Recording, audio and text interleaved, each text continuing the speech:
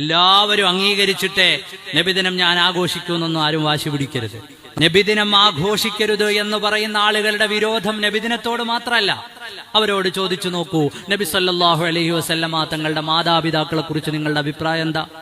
അവര് പറയും, അള്ളാഹുവിന്റെ റസൂലിന്റെ മാതാപിതാക്കളെ ഞങ്ങൾ മുസ്ലിമീങ്ങളായി അംഗീകരിക്കൂല.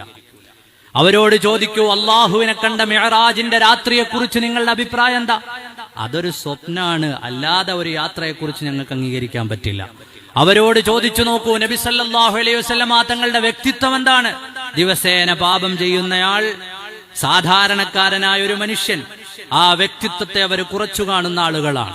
അവരോട് ചോദിച്ചു നോക്കൂ, നബി സല്ലല്ലാഹു അലൈഹി വസല്ലമ തങ്ങളുടെ മക്കൾ, അഹ്ലു ബൈത്തിനെ കുറിച്ച് നിങ്ങളുടെ അഭിപ്രായം എന്താണ്? ഞങ്ങൾക്ക് പ്രത്യേകിച്ച് അഭിപ്രായമില്ല. അങ്ങനെ ഒരു കുടുംബത്തെ ഞങ്ങൾ വകവെച്ചു കൊടുക്കുന്നില്ല. അവിടുത്തെ മാതാപിതാക്കളെ അംഗീകരിക്കുന്നില്ല, അല്ലാഹുവിനെ കണ്ടുമുട്ടിയ രാത്രിയെ അംഗീകരിക്കുന്നില്ല, അവിടുത്തെ മക്കളെ അംഗീകരിക്കുന്നില്ല, അവിടുത്തെ വ്യക്തിത്വത്തെ ബഹുമാനിക്കുന്നില്ല. അങ്ങനെ ഒരു കൂട്ടം ആളുകൾ അവിടുത്തെ ജന്മദിനം ആഘോഷിക്കാൻ പറയോ? അവര് പറഞ്ഞിട്ട് വേണോ മുസ്ലിമീങ്ങളെ ഹബീബായ നബിതങ്ങളെ കൊണ്ട് സന്തോഷിക്കാൻ, അവിടുത്തെ മദ്ഹ് ചൊല്ലാൻ എന്ന് ബുദ്ധിയുള്ള മുസ്ലിമീങ്ങൾ ആലോചിക്കുകയും മനസ്സിലാക്കുകയും ഒക്കെ വേണം.